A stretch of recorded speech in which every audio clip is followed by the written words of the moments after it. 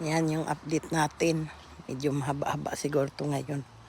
Ayan, kamatis naglungko. Yan yung kamatis ko para nagtulugan.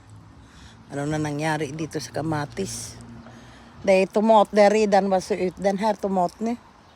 Den tifint länge. Yung kamatis namin parang na ano, tinipos. Kasi sa gabi medyo minsan malamig eh. Kaya ganyan. Parang ano siya, tinipok. Sa gabi kasi medyo malamig. Kaya ganun ang nangyayari.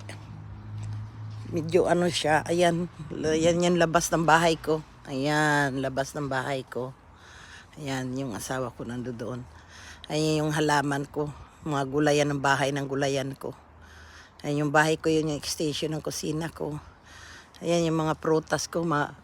Mansanas. Tsaka may ano.